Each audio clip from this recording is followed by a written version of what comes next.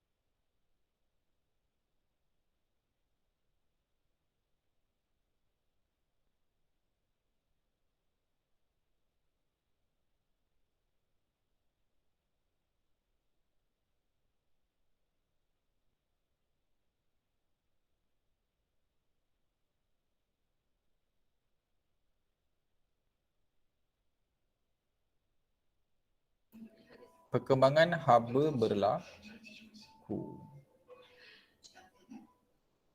Okey, ada lain?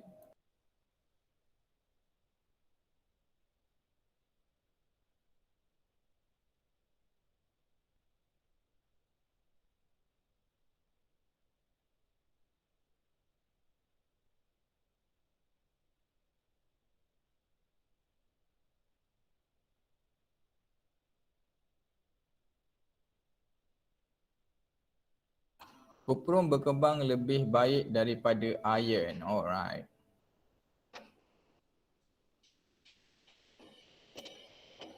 So, antara jawapan dia ialah apa yang kita nampak ialah kita nampak kedua-dua logam tu menggunakan perkembangan pada kadar yang berbeza. Basically sebab dia ada pemerhatian. So basically apa yang you boleh nampak itu yang awak boleh bubuh. Okay, anything that you can see with your own eyes, apa yang awak boleh gunakan mata awak dan nampak, awak boleh bubuh lah. So tadi kawan kita ada tulis juga kita nampak iron lebih kuprum kembang lebih cepat pada iron tu pun boleh lah, tak salah lah.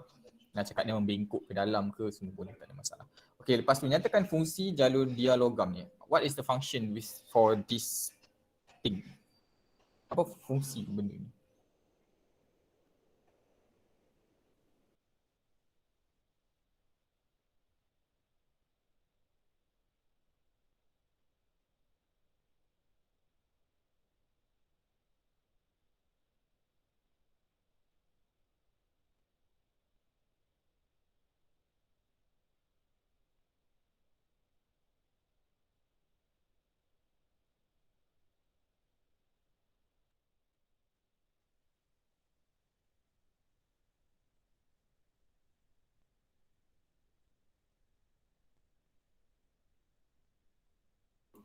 Bagi melengkapkan litar elektrik.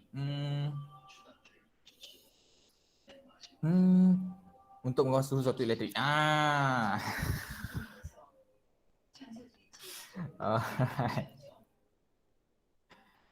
Dia untuk mengawal suhu sesuatu peralatan lah. Antara contohnya macam iron kan. Bukan iron besi tu, iron baju tu kan. Dia kan ada tahap suhu yang kita boleh kawal. So dia akan ada pengaruh kebakaran. So basically kalau benda tu ada panas, dia menyebabkan dia membengkok, daripada situ akan ada sama ada dia nak putuskan atau dia nak sambungkan elektrik untuk sama ada tambah panas ataupun tidak. Okey. Macam inilah pada siapa yang macam buat saya cakap tak tunjuk susah sikit. Contoh macam iron baju tu kan. Kan iron baju tu pattern macam tu. Lepas tu dia ada litar elektrik dia. Okey, litar elektrik dia memberitahu macam apa? Untuk panaskan lah. Tapi kita ada satu limit. Contoh kita nak, kan kat situ kalau kita baca kat sini katakan pakai nylon lah, katakan nylon. Like just say nylon perlukan lebih kurang, I don't know, maybe 54 Celsius, I'm not sure. Okay, it's just a random stuff. Okay, 54 Celsius. So nak kekal kat 54 Celsius ni, so kuprum ni kita set satu tempat di mana apabila cecah 54 Celsius ni, dia terputus. So elektrik akan lalu sampai cukup panas dia, katakan 54. So dia akan membengkok menyebabkan dia terputus. So bila dia turun balik suhu, dia akan naik balik, dia akan sambung balik. So dia akan kekalkah dekat suhu 54 ni. Fungsi dia macam itulah, sama. Okay. Yang penggerak tadi pun betul lah, penggerak pembakaran tadi pun betul juga. Alright, next. Raja 43 menunjukkan satu eksperimen. Kita ada satu eksperimen. Compare. Okay, eksperimen ni apa ni? Kita ada hitam dan kusam. Belah kiri kita ada putih dan berkilat sebelah kanan. Ada termometer, dalam ni dua-dua udara, ada bansen benda kat tengah-tengah. Bandingkan bacaan bagi termometer P belah kiri, termometer Q belakang. Terangkan jawapan anda dalam 4, 3, 1.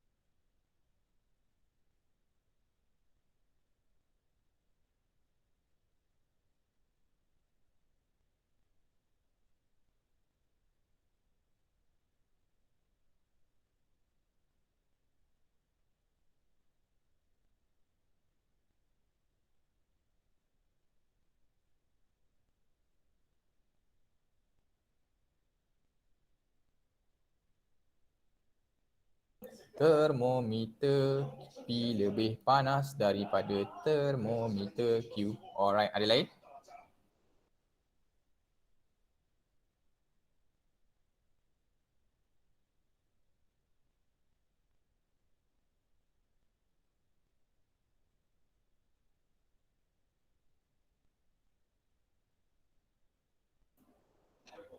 Termometer P lebih tinggi daripada Q. Alright.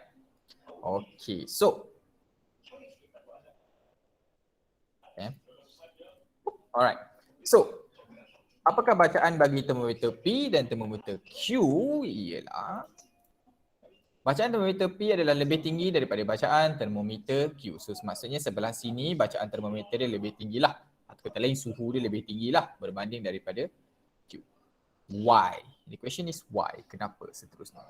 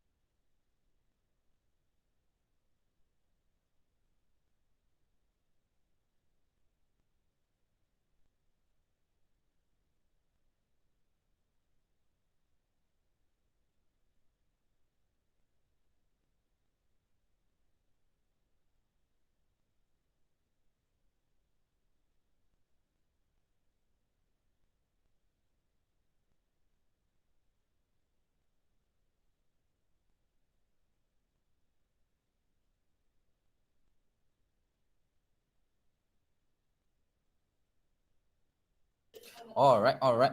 Okay. Sebab permukaan termometer P yang kusam dan hitam menyerap haba lebih baik. Alright. Objek yang gelap dan kusam membebaskan haba lebih baik daripada objek yang putih dan berkilat. Okay.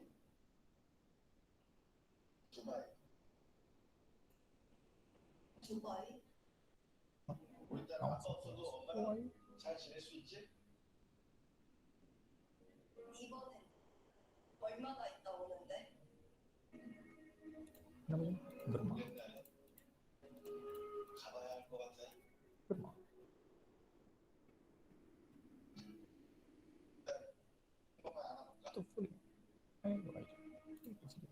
Alright. Objek yang gelap dan kusam membebaskan haba lebih baik daripada objek putih berkilau. Alright. So basically kita nak cakap sekarang ni objek yang gelap lebih senang serap ataupun bebaskan haba lah. So jawapan dia ialah betul. Satu permukaan hitam dan kusam adalah penyerap haba yang lebih baik berbanding permukaan yang putih dan cerah. So basically kat sini kita lebih nak menceritakan tentang penyerapan. Okay, penyerapan. So basically kata mudah kalau you perasan kereta hitam, yes, kereta yang warna hitam kalau kita biar dia tengah panas berbanding dengan kereta putih, kereta hitam tu suhu dalam kereta dia akan jauh lebih panas daripada suhu kereta putih. Kenapa?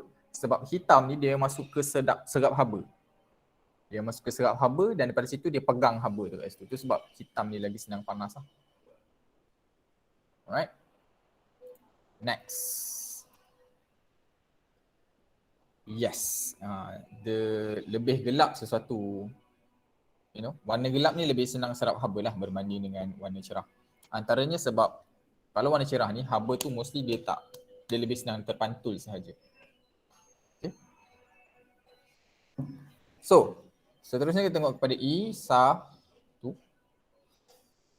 Terangkan setiap yang berikut. Permukaan panel suria adalah hitam dan kasar. Why? Permukaan tangki simpanan bahan api adalah berkilat dan licin. Why?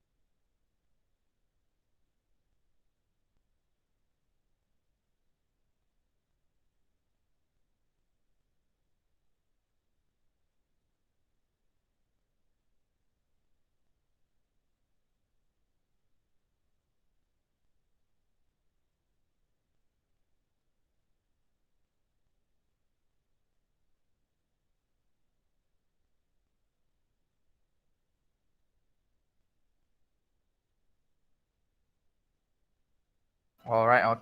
Warna gelap menyerap haba lebih cepat, lebih baik. Maka panel suria dapat menyerap haba dengan lebih cepat. Okay, ada lain?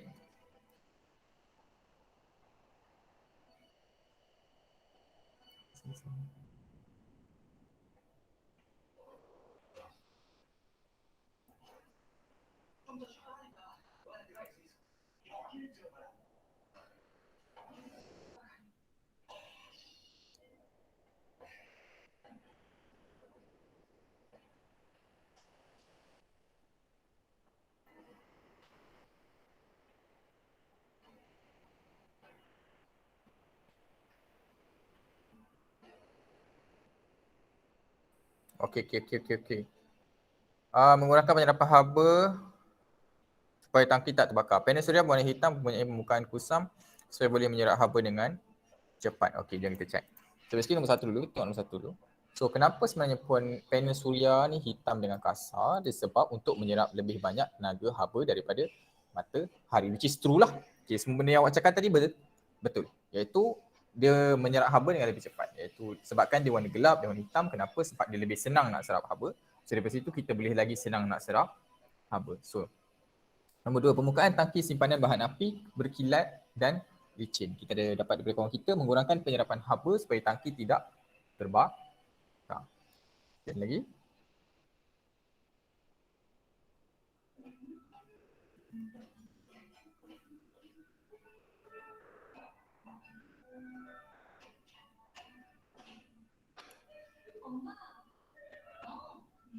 Pakai simpanan petrol kerana permukaan berkilat memantau haba supaya petrol dalam tangki tidak menjadi terlalu panas.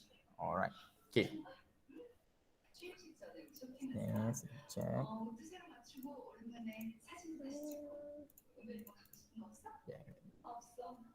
Alright. So, permukaan tangki sepanjang haba adalah lebih berkilat dan licin atas kerana untuk mengurangkan penyerapan haba dan memantulkan haba, which is betul lah apa yang awak cakap semua betul tadi lah. Mengurangkan penyerapan haba supaya tangki tak terbakar, which is betul. Tangki permukaan berkilat memantul supaya tangki tidak menjadi terlalu panas pun betul lah. So dia boleh pantul dan dia boleh pantul dan juga boleh kurangkan penyerapan haba supaya tangki tu tak, saya tulis meletup sebenarnya. Okay, untuk bukan terbakar atau meletup lah. Alright. Buat satu lagi, last untuk malam ni. Rajah 51 menunjukkan laluan udara dalam mekanisme pernafasan. Kita ada lubang hidung, rongga hidung, P, larynx, trachea, Q, bronchial dan juga bronchihole. Okay, bronchihole. Sorry, this one bronchial. Sorry, this one bronchial and alveolus.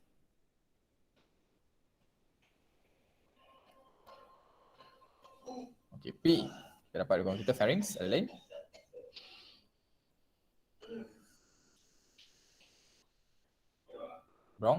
Q, yes. P, pharynx, Q, yes. Okay. P tadi adalah pharynx. Nice, betul. So Q tadi adalah bronchus. Yes. Betul, okay? Pharynx dan bronchus. Okay. So kita habis dekat sini dulu, mana ni boleh? So kita akan sambung untuk seterusnya, iaitu 5B sampai habis, dan insyaAllah minggu depan kita akan sambung yang baru jugalah. Okay, insyaAllah kita terus sambung pada yang baru. So dengan tu ada apa-apa soalan insyaAllah hari ni?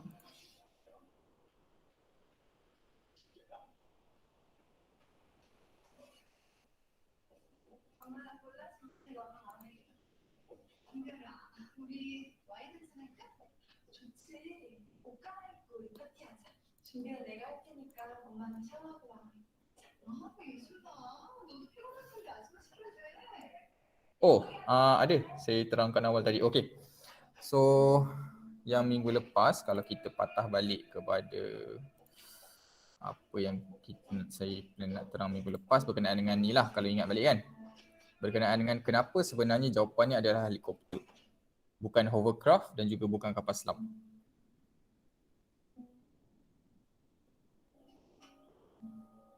Okay. Ini ada satu yang saya minggu lepas saya ada set nak terangkan. Reason kenapa kita ambil helikopter bukan kapal selam dan bukan hovercraft, macam saya awal-awal tadi saya terangkan, sebenarnya tak ada masalah. Hovercraft ni basically dia menggunakan kita panggil thrust. Thruster. Dia hanya satu penolakan. Okay. Di mana hovercraft ni apabila dia menembak udara ke bawah, dia menyebabkan ada satu thrust, lepas tu dia ada satu macam kipas belakang tu menyebabkan ada penolakan lah, thrust. Submarine, kapal selam, dia tak menggunakan density juga, dia menggunakan apungan, buoyancy. Dia pakai konsep apungan, iaitu macam mana dia nak kurangkan daya apungan dia supaya dia boleh tenggelam dekat air, dan macam mana dia nak tingkatkan apungan dia supaya dia boleh terapung dalam air. Walaupun dekat dalam dia masih ada udara, kemempatan semualah. So macam mana dia nak cover apungan tu. Dia pun dia buat daripada besi kan. Tapi helikopter dia menggunakan density, kenapa? Sebab udara, kalau kita ingat, lagi tinggi, lebih jauh daripada kita daripada permukaan bumi, lagi rendah density udara, lagi rendah ketumpatan udara. So daripada situ dia akan effect helikopter punya blade, dia punya kipas tu, dia akan effect juga dia punya engine. So apabila kita nak naik, lebih tinggi helikopter tu nak naik, lagi rendah ketumpatan udara menyebabkan dia mempunyai perubahan lah, dia ada berlaku perubahan in terms dari segi kelajuan blade dia, dari segi macam mana dia nak mix dia punya minyak dia dengan sekali dia punya udara yang ada supaya dia masih boleh ni So daripada situ reason kenapa konsep ketupatan ni dalam operasi helikopter ni memainkan peranan. Basically you guys boleh check juga sebenarnya. Memang dia sebenarnya jujur lah, dia bukan hanya untuk ni saja, bukan saja untuk helikopter saja. Mostly untuk semua kapal terbang, dia memang ada konsep ketupatan sedikit sebab udara, oksigen di atas tu lebih kurang menyebabkan dia ada perubahan dari segi campuran minyak dan kebakaran supaya dia boleh teruskan terbang. But helikopter is one of the most yang penting sebab dia memang fully 100% pakai blade untuk dia terapung. Suhu, yes. Suhu is a different story lah.